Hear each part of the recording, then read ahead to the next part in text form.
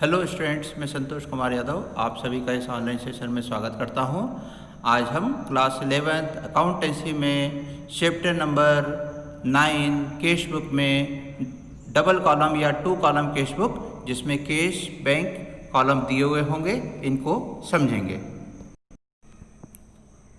Double column या 2 column cash book, यहाँ पर डबल कॉलम में जो कॉलम हम यूज़ करते हैं उसमें हम कैश और बैंक कॉलम का उपयोग करेंगे। As the name suggest, a 2 column cash book represents a cash book that has 2 columns on each side, the credit and debit side. यहाँ पर जो हमारे डेबिट और क्रेडिट साइड होते हैं, दोनों ओर हमारे 2 कॉलम कैश बुक में कैश और बैंक के संबंध में रहते हैं। Each of this columns are mean to record cash transaction and bank transaction. यहाँ पर कैश कॉलम कैश ट्रांजेक्शन्स के लिए और बैंक कॉलम बैंक के ट्रांजेक्शन्स के लिए हमारे द्वारा उपयोग किया जाता है। अ डबल कॉलम और 2 column cash book thus represents cash account and bank account at one place. इस कैश बुक में कैश और बैंक के संबंध में अकाउंट को हम एक ही स्थान पर रख लेते हैं। यहाँ हम इसका फॉर्मेट को देख सकते हैं। यहाँ पर सबसे पहले हेडिंग लिखी जाती है cash book with cash and bank columns, या 2 कॉलम कैश बुक या डबल कॉलम कैश बुक।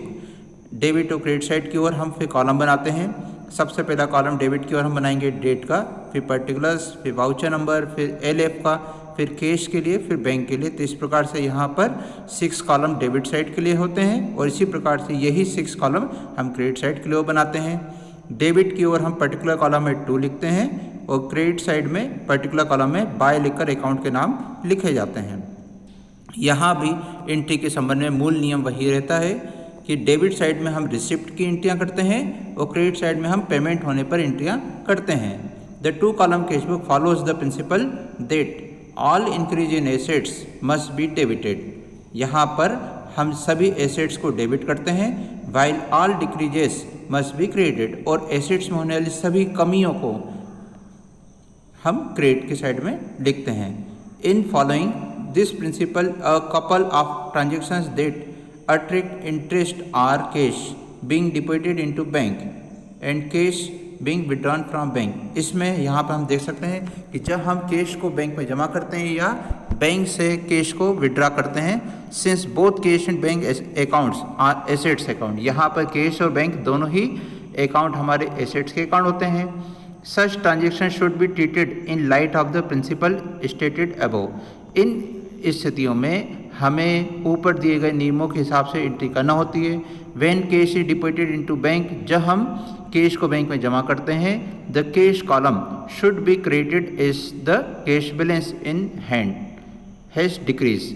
यहाँ पर हम जब पैसे को बैंक में जमा करते हैं तब हम कैश कॉलम को क्रेडिट करते हैं, क्योंकि हमारा कैश जमा करने से कैश बैलेंस कम हो जाता है। While the bank column should be debited, और हम बैंक कॉलम को डेबिट करते हैं कैश बुक में by the same amount as the bank balance has increase, और जितना पैसा बैंक में जमा हुआ है उतने ही रुपए से बैंक कॉलम को हम डेबिट साइड में एंट्री करते हैं। When cash is withdrawn from the bank, और जब पैसा बैंक से निकाला जाता है, the balance in bank undergoes a decrease, तब बैंक का जमा पैसा कम हो जाता है, इसलिए हम बैंक कॉलम को कैश बुक में क्रेडिट करते हैं। Since the cash balance in hand increases upon a withdrawal from bank, और बैंक से पैसा निकालने से कैश बैलेंस बढ़ जाता है, इसलिए हम कैश कॉलम को कैश बुक में डेबिट करेंगे सेम अमाउंट के साथ में। यहाँ पर हमारे लिए कुछ पॉइंट हैं जिन्हें हमें cash book with cash and bank column यानी 2 कॉलम कैश बुक बनाते समय ध्यान में रखना चाहिए।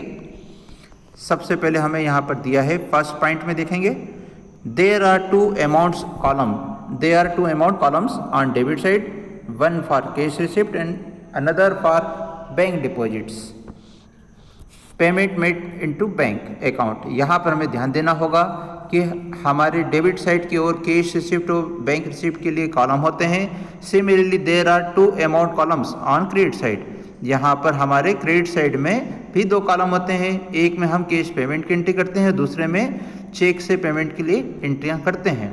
सेकेंड पॉइंट में देखेंगे, cash column has always debit balance while bank column can have a debit or a credit balance। Cash column का बैलेंस हमेशा डेबिट में निकलता है, लेकिन जो बैंक कॉलम है उसमें डेबिट या क्रेडिट कोई भी बैलेंस आ सकता है। बैंक का क्रेडिट बैलेंस आने पर इसे बैंक ओवरड्राफ्ट माना जाता है। When cash book with cash and bank column is maintained by a business organization, separate cash account and bank account are not shown in the ledger. जब हम cash book with cash and bank column बनाते हैं तब business organisation को laser में cash और bank account के बनाने की आवश्यकता नहीं होती। हमारी कैश बुक में कैश और बैंक के जो बैलेंस है वही ट्रायल बैलेंस में शो किए जाते हैं और बैलेंस शीट में भी उन्हीं का यूज़ किया जाता है। इसके बाद में हमारा पॉइंट नंबर 3 देखेंगे। Thus in this type of cash book cash account and bank account are shown side by side, therefore such transaction which have effect on both cash and bank accounts, there double entries are completed in this cash book. Example, opening a bank account, cash deposited in bank, cash withdrawn from bank, these entries are called contra entries. जब हम cash book में entry करते हैं तब कुछ एंट्रियां ऐसी होती हैं जिसमें कि हमें कैश और बैंक दोनों कॉलम में एंट्रियां करना पड़ती हैं। इस प्रकार के एंट्रियां कॉन्ट्रा एंट्री कहलाती हैं। ये 3 प्रकार की होती हैं। जब हम पैसा बैंक में जमा करके बैंक अकाउंट ओपन करते हैं या पैसा बैंक में जमा करते हैं, और दूसरा कि जब हम पैसे को बैंक से निकालते हैं तो इन्हें हम कॉन्ट्रा एंट्री कहते हैं। कॉन्ट्रा एंट्री का अर्थ है इसकी एंट्री डेबिट और क्रेडिट दोनों साइड में की जाती है। एक तरफ कैश एक कॉलम में और दूसरी साइड में बैंक कॉलम एंट्री होती है। 4th पॉइंट में हम देख सकते हैं कॉन्ट्रा एंट्री को एक्सप्लेन किया गया है एग्जाम्पल के साथ में। The transactions which are related to cash and bank accounts and affect both cash and bank accounts are called contra entries.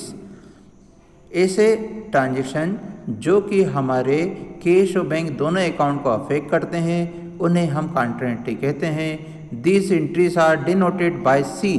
इन एंट्रियों को हम कैपिटल लेटर में सी लिखकर दिखाते हैं। ये सी लिखने का जो कार्य है इसे हम लेजर फोलियो के कॉलम में करते हैं।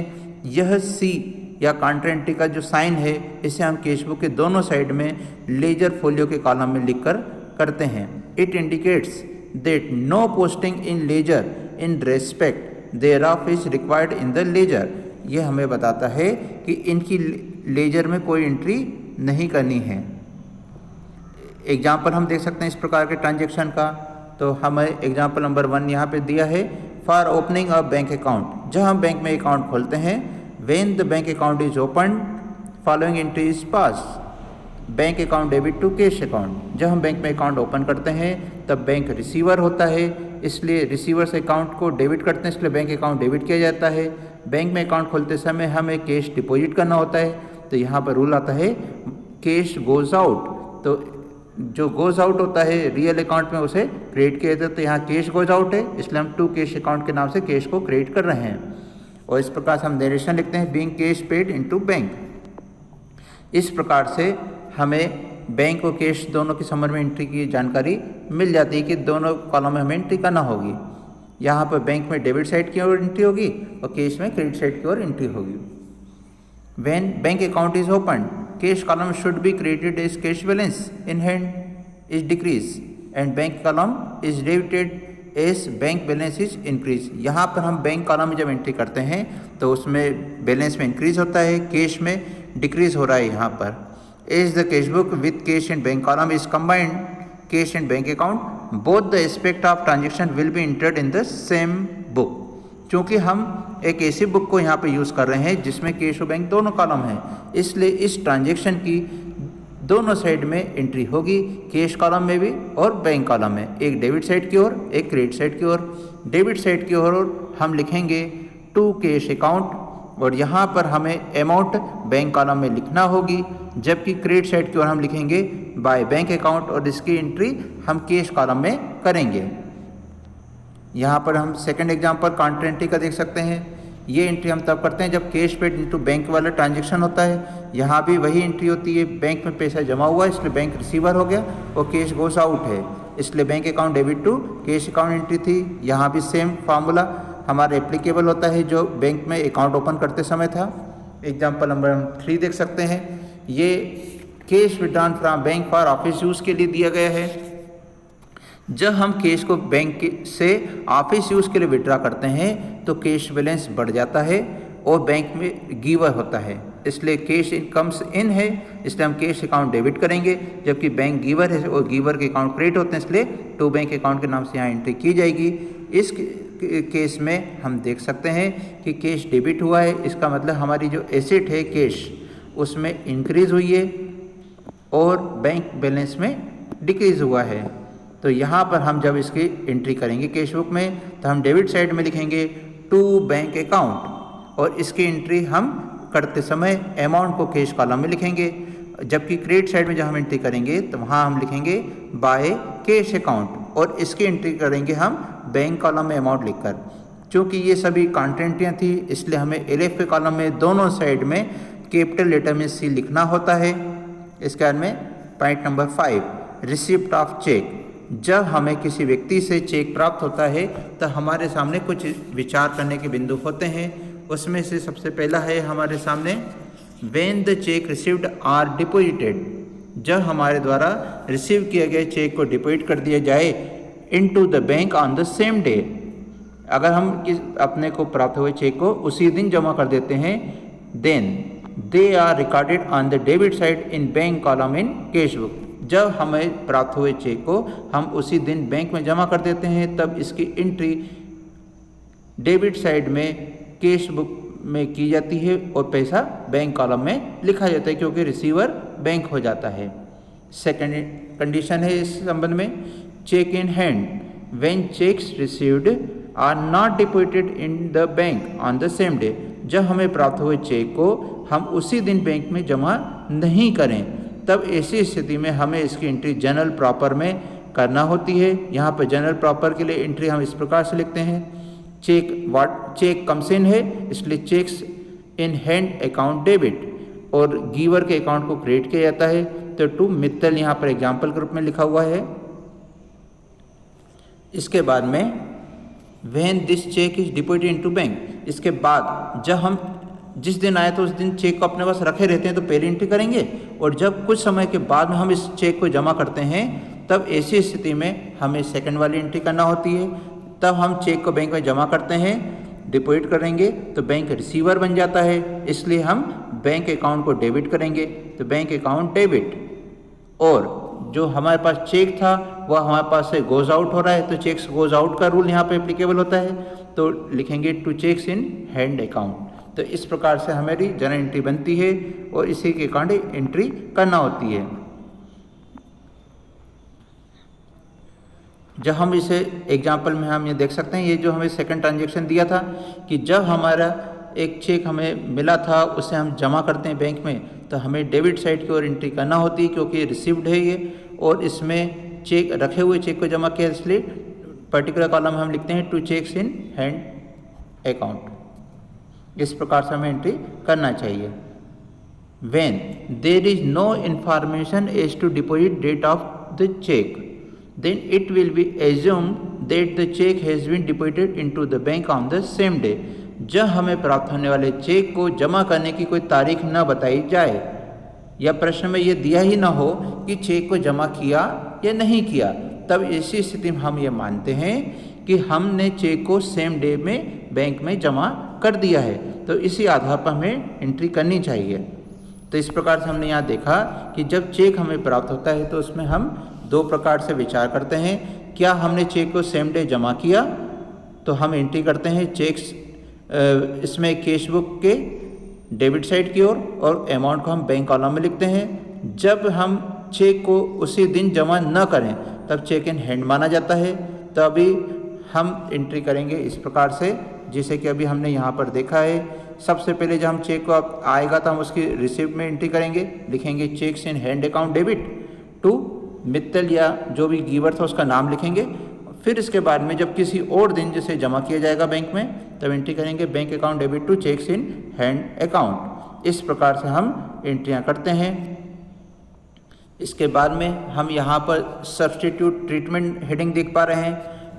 यहाँ पर हमें इसके कुछ और उपयोग के बारे में जानकारी दी गई है।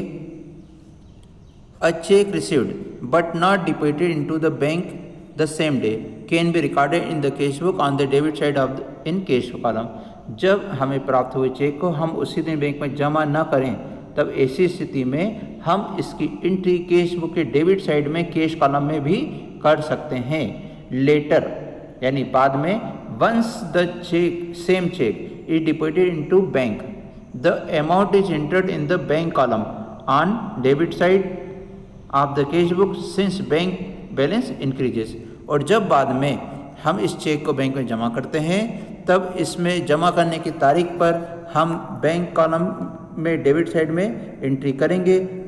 Simultaneously in the cash column the amount of the cheque is entered on the credit side और payment side to reduce the cash balance by the same amount. और उसी दिन हम एक और एंट्री इसकी पेमेंट या क्रेडिट साइड की ओर करेंगे और वहाँ पर हम कैश कॉलम में सेम अमाउंट को पेमेंट के रूप में लिखेंगे।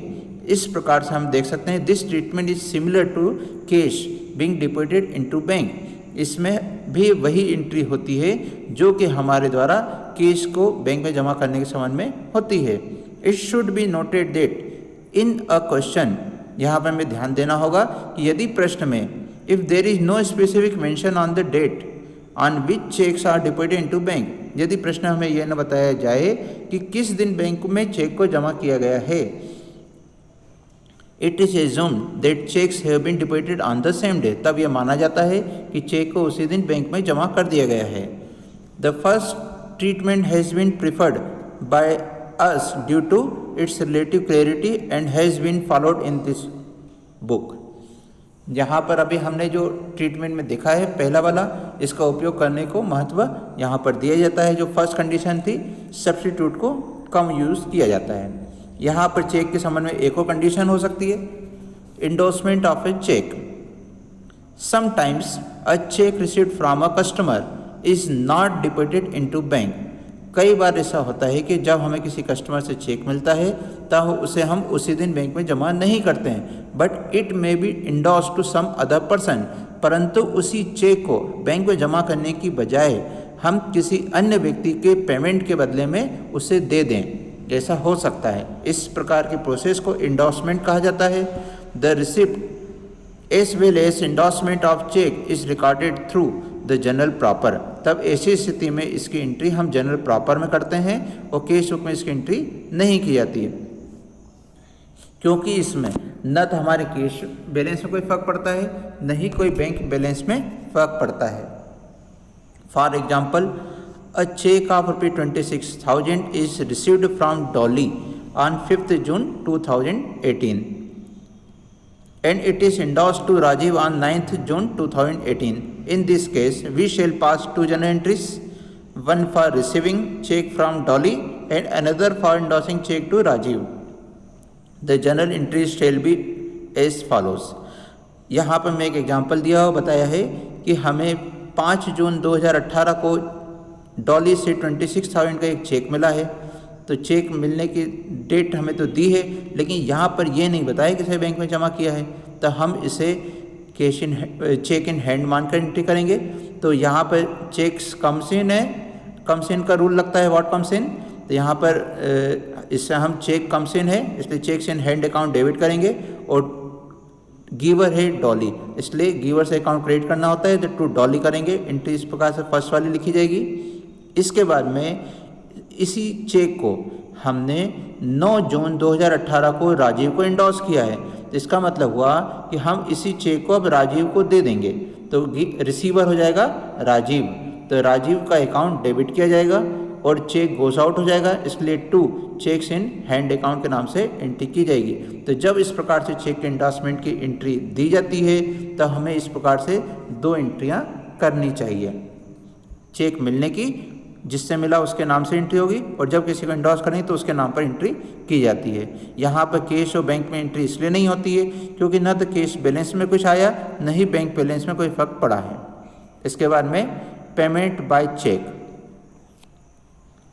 ये एक बहुत ही कॉमन एंट्री है जो कि अधिकतर क्वेश्चन में दी जाती है। When a payment is made by issuing a cheque, bank account is credited at the time of issue of cheque so that we may have knowledge of bank balance. जब हम किसी पेमेंट का चुकाने के लिए एक चेक इशू करते हैं, तो चेक के इशू करने की डेट को इसकी एंट्री हम क्रेडिट साइड में बैंक कॉलम में करते हैं। इसके बाद में है 8th point, dishonouring of a cheque. जब हमारे द्वारा जमा किया गया कोई चेक डिसऑनर हो जाता है, when deposited cheque in bank is dishonoured, its dishonouring is recorded in the cash book on credit side in the bank column. तब हमारे चेक के डिसऑनर के होने की एंट्री हम क्रेडिट साइड में बैंक कॉलम में करते हैं। It must be kept in mind that if a discount has been allowed on receipt of check.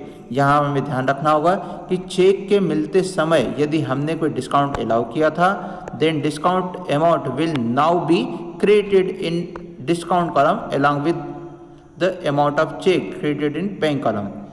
और यदि हमने चेक को मिलते समय डिस्काउंट इशू किया था तो उसकी एंट्री हमने डेबिट साइड में डिस्काउंट की कर चुके हैं, तो ऐसी स्थिति में जब हम क्रेडिट साइड में एंट्री करेंगे तब वहाँ भी उसके डिस्काउंट की एंट्री इसके साथ में की जाती है।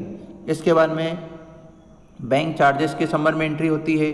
Generally business organisation open a current account in the bank. It has a facility that amount can be deposited और withdrawn from this account at any time. Generally banks claims charges according to the number of transaction with the account holder. This is not paid in cash by the account holder and is only debited in bank account by the bank. It is called bank charges. We came to know about it only when it is recorded in the bank passbook by the bank. This is shown on the credit side in the bank column of cash book S by bank charges account. Normally एक business organisation के द्वारा bank में current account को खोला जाता है।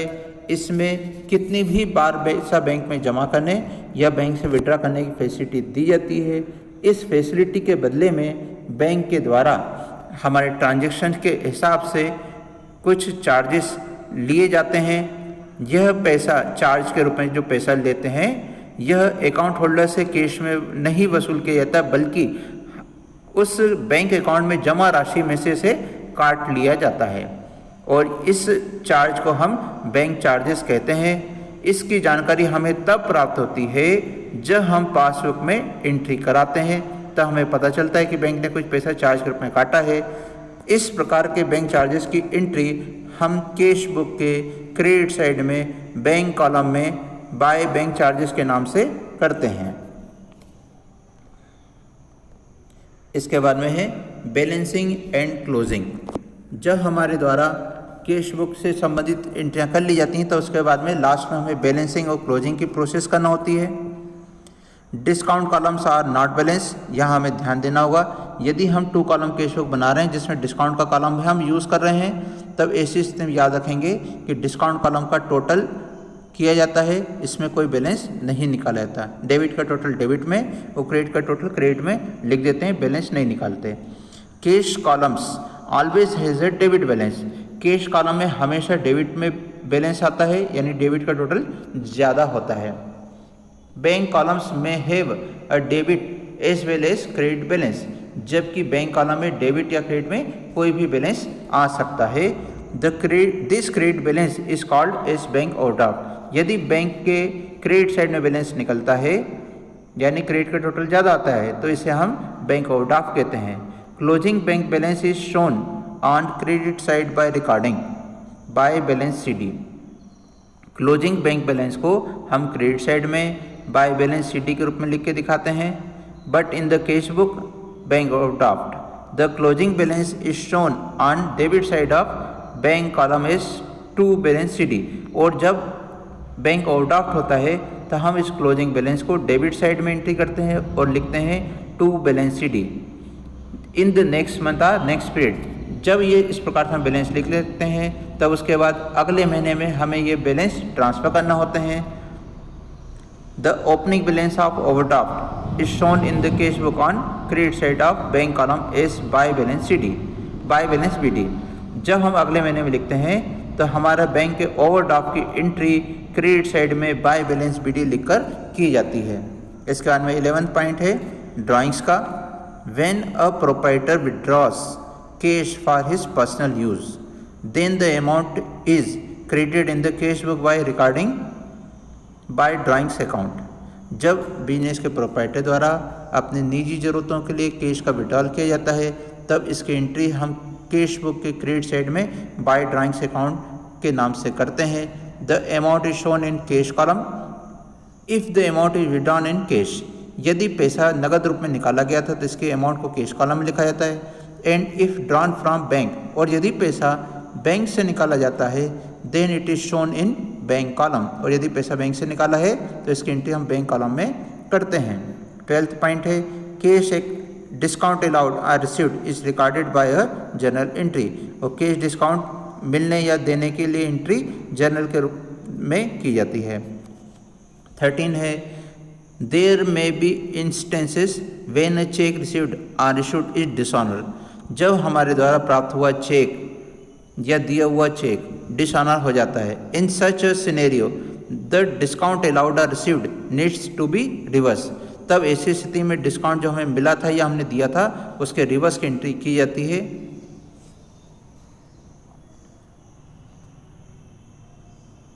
यहाँ पर हम एग्जाम्पल में देख सकते हैं कि किस प्रकार से हम डिस्काउंट के संबंध में एंट्री करते हैं.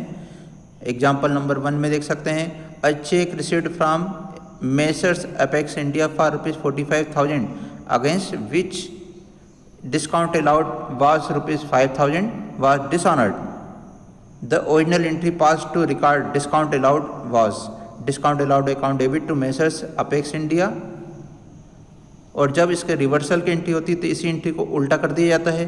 तो Messrs Apex India debit to discount allowed account. इस प्रकार से रिवर्सल की एंट्री की जाती है. इसी प्रकार से एंट्री चेक इशू करने के संबंध में भी की जाती है जब डिसऑनर हो जाता है. तो जब हम चेक इशू करते हैं तो एंट्री होती है Messrs blue book debit to discount received account. जब हम किसी को पेमेंट करते हैं चेक का तो डिस्काउंट रिसीव हुआ था. जब ये चेक हमने जो दिया था वो अगर डिसऑनर हो गया है तो ये चेक भी वापस जाता है, इसलिए डिस्काउंट वापस जाता है. तो discount received account debit to Messrs blue book के नाम से एंट्री की जाती है. यहाँ पर हमें कुछ इंपॉर्टेंट पॉइंट दिए गए हैं जिनको कि कैश बुक को बनाते समय में ध्यान में रखना चाहिए. यहाँ पर किस ट्रांजैक्शन में किस साइड में एंट्री होती है इसे समरी के रूप में दिखाया गया है. जैसे कि कैश रिसीव्ड होने पर हम कैश बुक के डेबिट साइड में एंट्री करते हैं और इसकी एंट्री कैश कॉलम में की जाती है. इस प्रकार से इस चार्ट को हम देख सकते हैं कि किस कंडीशन में क्या होना चाहिए. इसके बाद में लास्ट है balancing of the double column cash book. Cash column का the cash column are balance in the same manner as that of a single column cash book. हमने सिंगल कॉलम कैश बुक में cash account को किस प्रकार से balance किया था उसको समझा है. इसके लिए हम दोनों साइड टोटल करते हैं. बड़े टोटल को दोनों तरफ टोटल में लिखा जाता है. जो डिफरेंस होता है उसे हम बाय बैलेंस शीट के रूप में क्रेडिट साइड की ओर लिखते हैं. इसी प्रकार से हमें बैंक कॉलम की भी एंट्री करना होती है. हम दोनों साइड टोटल करते हैं. यदि डेबिट का टोटल ज़्यादा होता है तो बड़े टोटल को यानी डेबिट के टोटल को दोनों टोटल में लिखा जाता है.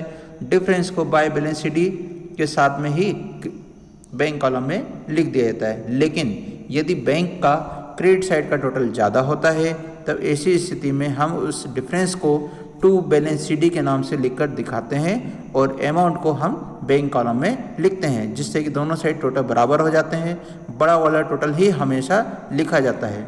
इसके बाद अगले मंथ की स्टार्टिंग में बैंक का ओवरड्राफ्ट की एंट्री हम बाय बैलेंस शीट के रूप में क्रेडिट साइड में करते हैं. तो इस प्रकार से हमें एंट्रियां करनी होती हैं. तो इस प्रकार से अभी हमने cash two column cash book किस प्रकार से बनाई जाए उसके एग्जांपल्स को समझा है. इसके बाद में कुछ रूल्स हमने यहाँ पे समझ लिए हैं. अब यहाँ पर हमें एग्जांपल दिया हुआ है जिसमें कि डबल कॉलम कैश बुक किस प्रकार से बनाया जाए इसको समझाया गया है. तो आप यहाँ पर इसके हल को देखकर समझने का प्रयास करिए और किस प्रकार से इन रूल्स को यहाँ पे इम्प्लीमेंट किया गया है वो भी आपको समझना होगा. Thank you.